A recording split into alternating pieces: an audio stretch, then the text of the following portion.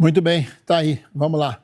Chico Holanda, começo contigo sobre essa medida, essa decisão do ministro Flávio. Ramon, tá tudo bem contigo, irmão? Putz, perdão. Quando a idade chega é um problema, né? Isso acontece nas melhores famílias. O cara distraído assim, programa ao vivo é isso, né? O Ramon em plena lucidez jamais faria isso, né? Que até eu fiquei surpreso se ele ia passar a mesa que ele passou.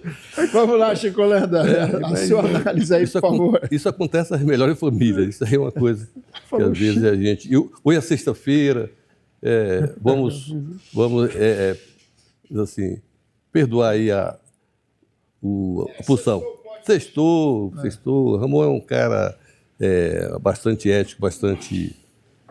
Hoje eu estou aqui, o pessoal daqui a pouco vai dizer, o Chico agora está elogiando demais o Ramon. É porque, de fato, o Ramon, o posicionamento que ele fez agora, e agora quase que o Porto também passava na frente aqui da minha câmera agora, ele ia e parou.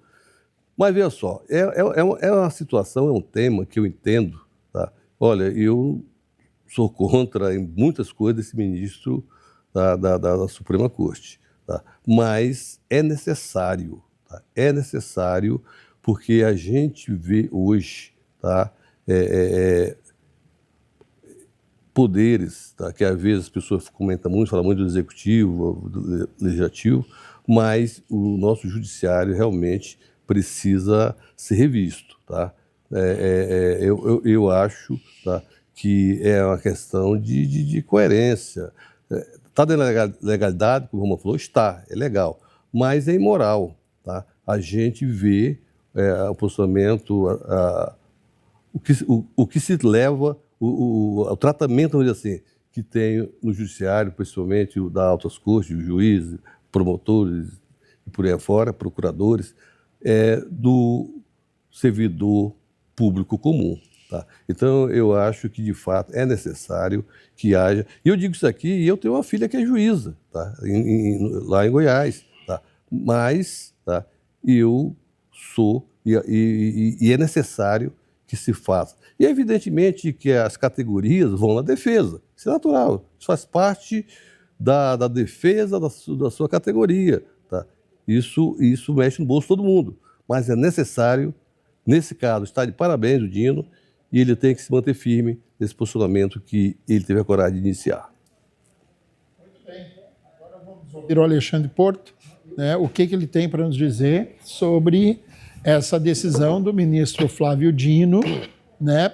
Travando a decisão monocrática, né? Que pode ser alterada, Alexandre, mas eu acho meio improvável que alguém na corte, né, vá contra essa decisão, né?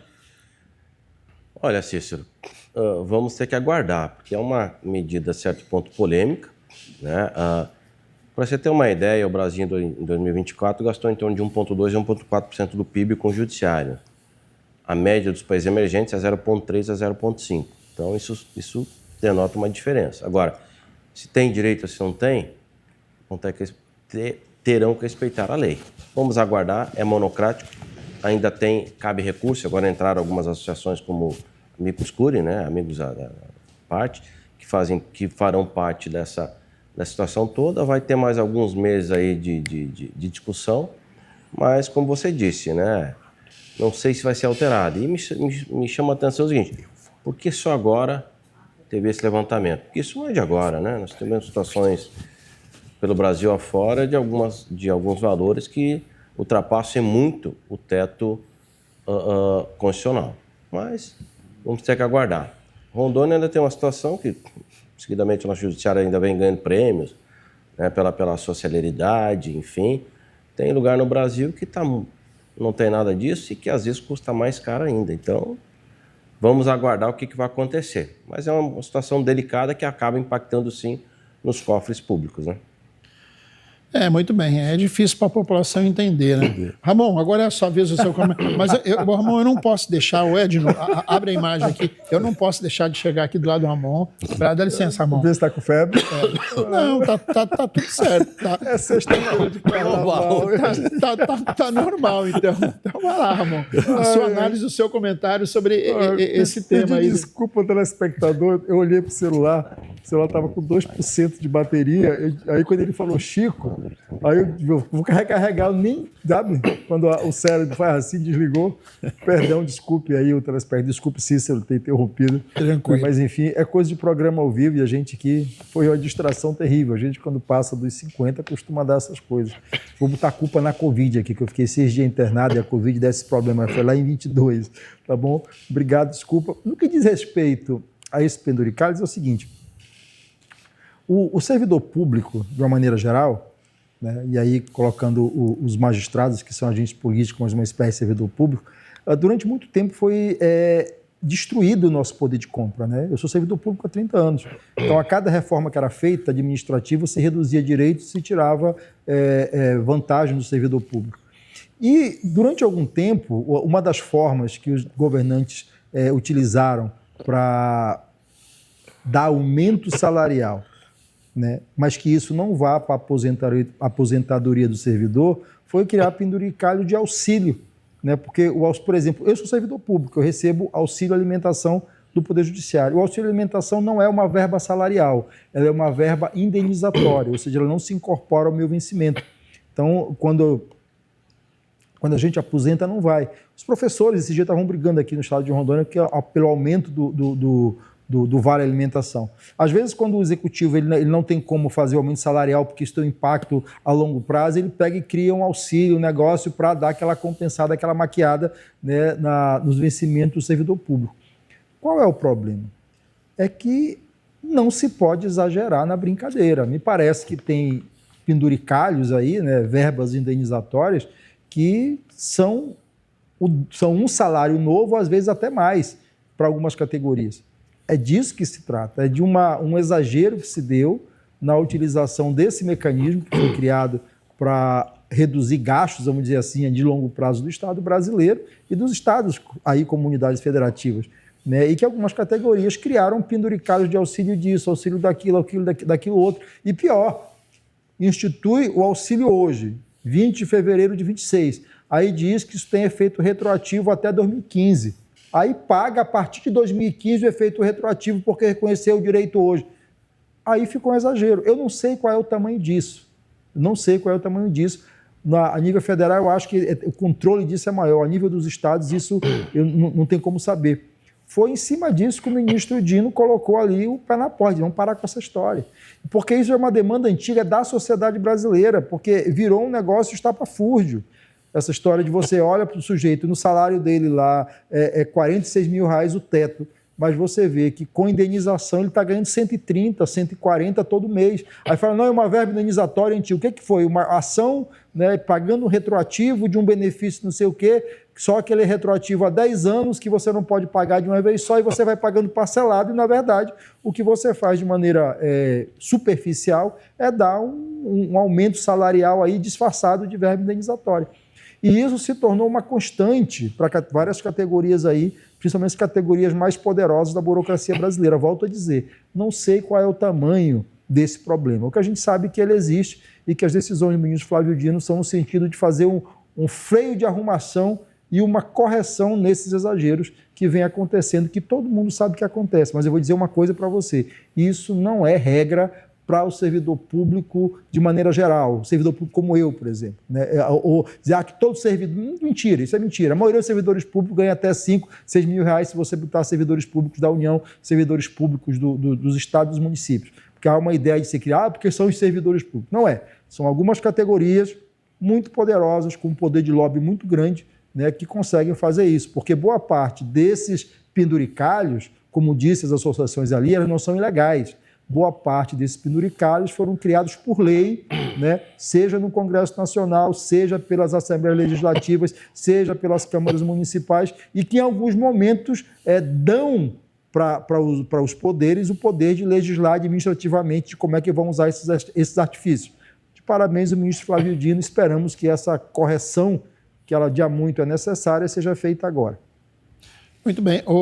Chico, a ideia não é satanizar o judiciário, né, os juízes, os desembargadores, mas é que isso tinha que ser, o Ramon acabou de explicar, o passar dos anos, aí isso vai acumulando.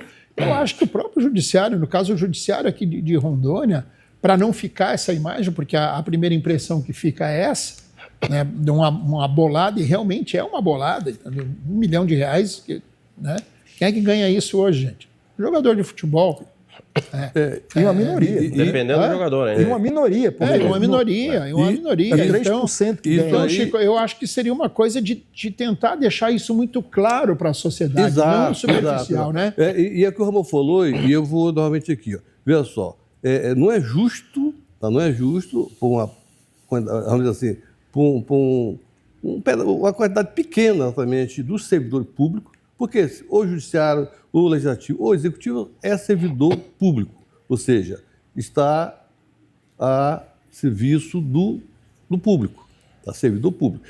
Mas, de fato, concordo com o Ramon, mas se fosse ser feito para todos, né? E aí a gente vê realmente essas diferenças grandes, situações grandes. Eu tenho muitos amigos, juízes, desembargadores, mas quem me conhece sabe do meu posicionamento. Eu acho que é uma questão de justiça, é uma questão, não é legal, tá? Mas é uma questão de justiça. Eu acho que isso precisa ter um freio, tá? Precisa, não daqui a pouco se cria... Ramon falou, tudo bem, ele tem lá auxílio alimentação. A questão é que tem categoria aí que tem vários auxílios. E que esses vários auxílios, aí é onde chega os patamares que tem chegado. Aqui, um abraço aqui, está acompanhando aqui o Fábio Camilo, tá? Está nos acompanhando aqui. Tá? Antônio, obrigado aí que você mandou mensagem, que eu voltei. Estamos aqui hoje, tá? Mas é muito bom saber que as pessoas sentem a nossa falta. Obrigado. Vamos lá, Alexandre. Não, é uma questão que não é legal. Todos esses auxílios que existem foram aprovados, ou pelo Câmara Municipal, ou Assembleia Legislativa ou Congresso. A gente tem que deixar muito claro isso. Agora, claro, foi somando, e em alguns casos os valores acabam ultrapassando muito. Aí tem que analisar. Eu entendo que 46 mil para um juiz é muito pouco. Sim. Pela relevância, pela importância do cargo, deveria ganhar muito mais. Agora, não sou eu que decido sobre isso. Muito bem, mas depende do ponto de vista de como que você vê isso, né, Alexandre? 46 mil reais, você acha um salário... para juiz, não é tudo muito. bem, para juiz. Mas agora vamos para o outro lado, vamos atravessar o outro lado da ponte, onde 90% da população ganha R$2 mil, não ganha R$2 mil. É complicado isso. Com certeza, com certeza. A gente precisa, e é importante dizer isso aqui, nós estamos num momento no Brasil em que se tem uma reforma administrativa colocada aí, onde o servidor público ele é demonizado, né? Que tem que tirar a estabilidade de servidor, que servidor não trabalha, aquilo. Isso é conversa. Isso é conversa. O Estado brasileiro tem menos pessoal no serviço público, por exemplo, do que tem os Estados Unidos, proporcionalmente à sua população. A gente precisa dizer isso. Essa questão dos supersalários é uma questão de categorias privilegiadas que têm um poder de lobby muito grande. Então, de maneira geral, a maioria absoluta dos servidores públicos, 99% dos servidores públicos, são pessoas que ganham dentro de uma média salarial aí que não é para ficar rico, mas também não se morre de fome, né? Então, assim, que tem uma estabilidade, dependendo da categoria em que você está. Mas esses supersalários, que a população às vezes entende que parece que todo servidor público está ganhando aí R$100 mil. E não é assim. Isso realmente não é assim, a gente sabe disso. Né? E a gente precisa, minha gente, ter claro o seguinte, para a gente funcionar como sociedade, o Estado funcionando, é preciso que tenham servidores públicos valorizados e que tenham uma boa remuneração. O que é uma boa remuneração? Nós podemos discutir isso de maneira muito transparente. Agora, o que não dá é para algumas categorias ficarem empilhando penduricalhos e aumentando seus rendimentos, porque isso tem um outro problema lateral. Porque, veja bem, para o Poder Judiciário aumentar o valor da remuneração da sua cúpula via penduricalhos, ela precisa que a Assembleia Legislativa aprove uma lei autorizando esses penduricalhos. Fica uma relação promíscua. Porque os deputados, para aprovarem um benefício pecuniário para cá, a gente sabe como é que funciona. Então, a gente precisa ter um nível de transparência, um nível de profissionalismo, né, que o Estado possa funcionar de maneira a servir a população, que aqui, no final das contas, através dos impostos, sustenta o funcionamento desse próprio Estado. É um pouco de transparência e uma coisa que a gente não compra na farmácia e que está em falta no Brasil, que chama bom senso. Um pouco de bom senso ajudaria muito nesse momento. Pois é, e a gente... Quando o Cuji fala em salário, o pessoal da saúde, se gasta tão bem, né, não teria que ter 2, 3 empregos. Aí tem um exemplo de que não dá para generalizar. E professores, então? Professor. E também. Eu só sei dizer para vocês uma coisa. Eu comecei a trabalhar em 1982, né? 82. Teoricamente, né, eu já poderia estar aposentado. Né? Não que eu não tenha, graças a Deus eu tenho saúde para trabalhar, mas pelo tempo de serviço, eu já poderia estar aposentado. Não posso porque mudou a lei. Teve a reforma da Previdência, lá na época ainda do governo Bolsonaro, ou seja, o que vale a contribuição do INSS? De 94 para cá, né? O que você paga. Né? E aí, e o anterior? Como é que a gente faz para receber aquilo que foi descontado de mim, deve ter sido descontado do senhor, que tem essa faixa etária minha de 60 anos aí, que trabalha desde garoto, muita gente era assim, né? 50 anos atrás a gente trabalhava desde pequeno. Então, quando você fala em reforma... Com 12 anos eu já era operador de som na rádio e tinha a carteira assinada. Quando você fala em reforma, eu recordo que na época do meu bacharelado, lá no ensino de São Leopoldo, fez um trabalho sobre Previdência Social. Como começou e como estava naquela época, por volta de 90, 91. Já era gritante naquela época, porque era pouca gente trabalhando para muitos aposentados. Não, mas na então verdade... isso, você vê, até agora o governo Lula não fez reforma. Foi o único dos últimos, né? Porque o Bolsonaro fez, os governos anteriores fizeram também, cada vez mais vai apertando. E não se assustem se daqui 1 ano ou 2 não tinha mais uma reforma, que é a situação que está. Eu não estou dizendo que está certo ou não, né? Porque alguns números a gente não tem aquele acesso fidedigno, mas é uma situação que você colocou e aí vem aquela história, tem direito? Não, tem expectativa de direito. Então, cada vez mais, eu até outro dia brincava, vou ter que começar a botar minha filha de 2 anos e pouco para trabalhar, para ver se ela consegue se aposentar. Do jeito que está andando, claro que é uma brincadeira, mas não... mas a pergunta eu tenho carteira assinada com 15 anos. Eu trabalhei no jornal Alto Madeira como paginador, eu fui milionário porque o salário era 1.100.000 cruzeiros. Né? Então, eu já fui milionário. Mas é mais ou menos isso. Carteira assinada. Eu ganhava o Barão, lembra do Barão? Do Barão. Eu ganhava o Barão. Então, é isso aí, o Ramon, que eu falo. Que, por exemplo, eu vou correr para onde? Mudou a lei. Agora a contribuição de 94 para cá. Ok, tudo bem. Mas e o que eu contribuí anterior? Fica com quem esse dinheiro? E olhar o seguinte nas reformas. A contribuição de 93, de 92, de 91. Todos nessa reforma, todos os segmentos tiveram que dar sua contribuição ou foram alguns só? Pois é por isso que eu sempre me posicionei aqui contra esse tipo de reforma. Reforma trabalhista, reforma previdenciária foi só para lascar com o trabalhador.